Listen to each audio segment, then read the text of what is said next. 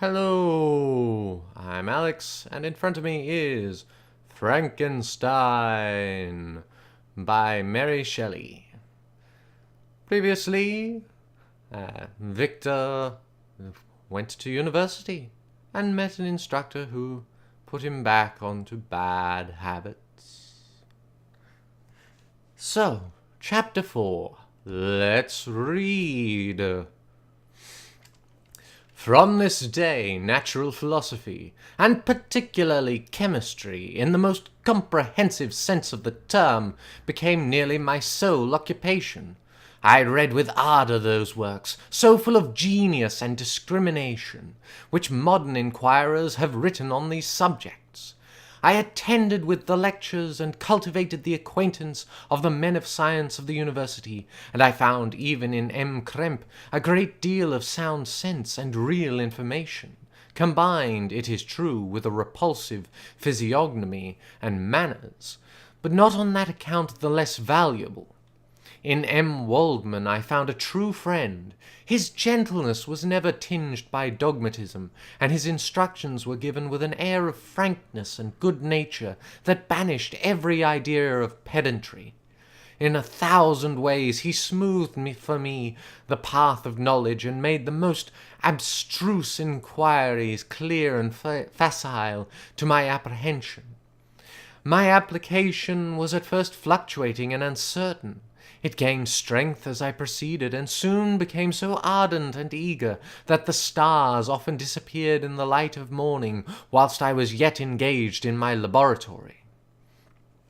As I applied so closely, it may be easily conceived that my progress was rapid. My ardour was indeed the astonishment of the students, and my proficiency that of the masters. Professor Krempe often asked me, with a sly smile, how Cornelius Agrippa went on, whilst M. Waldman expressed the most heartfelt exultation in my progress. 2 years passed in this manner, during which I paid no visit to Geneva, but was engaged heart and soul in the pursuit of some discoveries which I hoped to make. None but those who have experienced them can conceive of the enticements of science. In other studies you go as far as others have gone before you, and there is nothing more to know. But in a scientific pursuit there is continual food for discovery and wonder. A mind of moderate capacity, which closely pursues one study, must infallibly arrive at great proficiency in that study. And I, who continually sought the attainment of one object of pursuit, and was solely wrapped up in this, improved so rapidly that at the end of 2 years I made some discoveries in the improvement of some chemical instruments, which procured me great esteem and admiration at the university. When I had arrived at this point, and had become as well acquainted with the theory and practice of natural philosophy as depended on the lessons of any of the professors at Ingolstadt, my residence there being no longer conducive to my improvements, I thought of returning to my friends and my native town, when an incident happened that protracted my stay. One of the phenomena which had peculiarly attracted my attention was the structure of the human frame, and indeed any animal endued with life. Whence, I often asked myself, did the principle of life proceed? It was a bold question, and one which has ever been considered as a mystery. Yet, with how many things are we upon the brink of becoming acquainted, if cowardice or carelessness did not restrain our inquiries? I revolved these circumstances in my mind, and determined henceforth to apply myself more particularly to those branches of natural philosophy which relate to physiology. Unless I had been animated by an almost supernatural enthusiasm, my application to this study would have been irksome and almost intolerable. To examine the causes of life, we must first have recourse to death. I became acquainted with the science of anatomy, but this was not sufficient. I must also observe the natural decay and corruption of the human body. In my education, my father had taken the greatest precautions that my mind should be impressed with no supernatural horrors. I do not ever remember to have trembled at the tale of superstition, or to have feared the apparition of a spirit. Darkness had no effect upon my fancy, and a churchyard was to me merely the receptacle of bodies deprived of life, which, from being the seat of beauty and strength, had become food for the worm. Now I was led to examine the cause and progress of this decay, and forced to spend days and nights in vaults and charnel houses. My attention was fixed upon every object the most insupportable to the delicacy of the human feelings. I saw how the fine form of man was degraded and wasted. I beheld the corruption of death succeed to the blooming cheek of life. I saw how the worm inherited the wonders of the eye and brain. I paused, examining and analyzing all the minutiae of causation, as exemplified in the change from life to death, and death to life, until from the midst of this darkness a sudden light broke in upon me. A light so brilliant and wondrous, yet so simple, that while I became dizzy with the immensity of the prospect which it illustrated, I was surprised that among so many men of genius who had directed their inquiries towards the same science, that I alone should be reserved to discover so astonishing a secret. Oh dear. Remember, I am not recording the vision of a madman. The sun does not more certainly shine in the heavens than that which I now affirm is true. Some miracle might have produced it, yet the stages of the discovery were distinct and probable. After days and nights of incredible labor and fatigue, I succeeded in discovering the cause of generation and life. Nay, more, I became myself capable of bestowing animation upon lifeless matter. The astonishment which I had at first experienced on this discovery soon gave place to delight and rapture. After so much time spent in painful labor, to arrive at once at the summit of my desires was the most gratifying consummation of my toils. But this discovery was so great and overwhelming that all the steps by which I had been progressively led to it were obliterated, and I beheld only the result. What had been the study and desire of the wisest men since the creation of the world was now within my grasp. Not that, like a magic scene, it all opened upon me at once. The information I had obtained was of a nature rather to direct my endeavors so soon as I should point them towards the object of my search, than to exhibit that object already accomplished. I was like the Arabian who had been buried with the dead and found a passage to life, aided only by one glimmering and seemingly ineffectual light.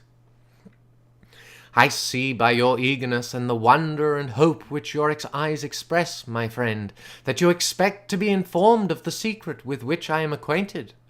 That cannot be. Listen patiently until the end of my story, and you will easily perceive why I am reserved upon that subject. I will not lead you on, unguarded and ardent as I then was, to your destruction and infallible misery. Learn from me, if not by my precepts, at least by my example, how dangerous it is the acquirement of knowledge, and how much happier that man is who believes his native town to be the world, than he who aspires to become greater than his nature will allow. When I found so astonishing a power placed within my hands, I hesitated a long time concerning the manner in which I should employ it. Although I possessed the capacity of bestowing animation, yet to prepare a frame for the reception of it, with all its intricacies of fibers, muscles, and veins, still remained a work of inconceivable difficulty and labor. I doubted at first whether I should attempt the creation of a being like myself, or one of simpler organization, But my imagination was too much exalted by my first success to permit me to doubt of my ability to give life to an animal as complex and wonderful as man. The materials at present within my command hardly appeared adequate to so arduous an undertaking, but I doubted not that I should ultimately succeed. I prepared myself for a multitude of reverses. My operations might be incessantly baffled, and at last my work be imperfect. Yet when I considered the improvement which every day takes place in science and mechanics, I was encouraged to hope my present attempts would at least lay the foundations of future success. Nor could I consider the magnitude and complexity of my plan as any argument of its impracticability. It was with these feelings that I began the creation of a human being.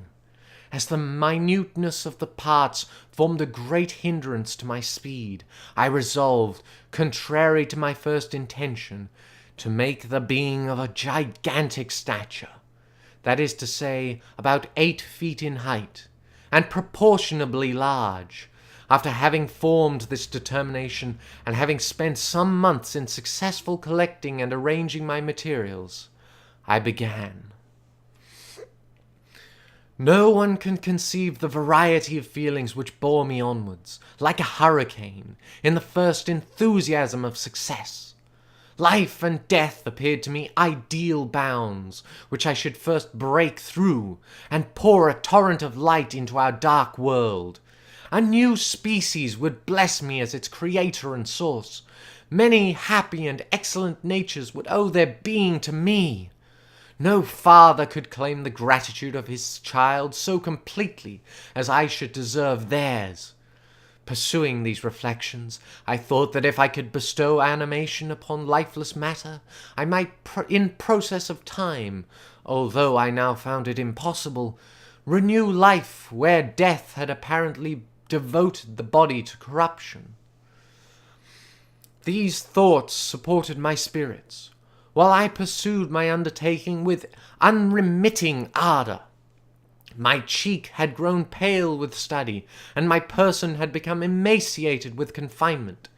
Sometimes, on the very brink of certainty, I failed, yet still I clung to the hope which the next day or the next hour might realize. One secret which I alone possessed was the hope to which I had dedicated myself, and the moon gazed on my midnight labors, while with unrelaxed and breathless eagerness I pursued nature to her hiding places. Who shall conceive the horrors of my secret toil as I dabbled among the unhallowed damps of the grave, or tortured the living animal to animate the lifeless clay? My limbs now tremble, and my eyes swim with the remembrance. But then a resistless and almost frantic impulse urged me forward. I seemed to have lost all soul or sensation but for this one pursuit. It was indeed but a passing trance that only made me feel with renewed acuteness so soon as, the unnatural stimulus ceasing to operate, I had returned to my old habits. I collected bones from charnel houses and disturbed with profane fingers the tremendous secrets of the human frame. In a solitary chamber, or rather cell, at the top of the house, and separated from all the other apartments by a gallery and staircase, I kept my workshop of filthy creation. My eyeballs were starting from their sockets in attending to the details of my employment. The dissecting room and the slaughterhouse furnished many of my materials, and often did my human nature turn with loathing from my occupation, while still urged on by an eagerness which perpetually increased, I brought my work near to a conclusion. The summer months passed while I was thus engaged, heart and soul in one pursuit. It was a most beautiful season. Never did the fields bestow a more plentiful harvest, or the vines yield a more luxuriant vintage. But my eyes were insensible to the charms of nature. and the same feelings which made me neglect the scenes around me caused me also to forget those friends who were so many miles absent, and whom I had not seen for so long a time. I knew my silence disquieted them, and I well remembered the words of my father. "I know that while you are pleased with yourself, you will think of us with affection, and we shall hear regularly from you. You must pardon me if I regard any interruption in your correspondence as a proof that your other duties are equally neglected." I knew well, therefore, what would be my father's feelings, but I could not tear my thoughts from my employment, loathsome in itself, but which had taken an irresistible hold of my imagination. I wished, as it were, to procrastinate all that related to my feelings of affection until the great object, which swallowed up every habit of my nature, should be completed. I then thought that my father would be unjust if he ascribed my neglect to vice or faultiness on my part, but I am now convinced that he was justified in conceiving that I should not be altogether free from blame. A human being in perfection ought always to preserve a calm and peaceful mind, and never to allow passion or a transitory desire to disturb his tranquillity. I do not think that the pursuit of knowledge is an exception to this rule. If the study to which you apply yourself has a tendency to weaken your affections and to destroy your taste for those simple pleasures in which no alloy can possibly mix, then that study is certainly unlawful, that is to say, not befitting the human mind. If this rule were always observed, if no man allowed any pursuit whatsoever to interfere with the tranquillity of his domestic affections, Greece had not been enslaved, Caesar would have spared his country, America would have been discovered more gradually, and the empires of Mexico and Peru had not been destroyed. But I forget that I am moralizing in the most interesting part of my tale, and your looks remind me to proceed. My father made no reproach in his letters, and only took notice of my silence by inquiring into my occupations more particularly than before. Winter, spring, and summer passed away during my labors, but I did not watch the blossoms or the expanding leaves, sights which before always yielded me supreme delight. So deeply was I engrossed in my occupation. The leaves of that year had withered before my work drew near to a close, and now every day showed me more plainly how well I had succeeded. But my enthusiasm was checked by my anxiety, and I appeared rather like one doomed by slavery to toil in the mines, or any other unwholesome trade, than an artist occupied by his favourite employment. Every night I was oppressed by a slow fever, and I became nervous to a most painful degree. The fall of a leaf startled me, and I shunned my fellow creatures as if I had been guilty of a crime. Sometimes I grew alarmed at the wreck I perceived that I had become. The energy of my purpose alone sustained me. My labours would soon end, and I believed that exercise and amusement would then drive away incipient disease, and I promised myself both of these when my creation should be complete. Dum dum dum dum to be continued. Well, that was very intense, wasn't it? Very nice speech, very nice. Well, we shall see the results of his work soon, I suppose. Well, that's it for this video. Hope you enjoyed Frankenstein, or the Modern Prometheus by Mary Shelley. And yes, goodbye.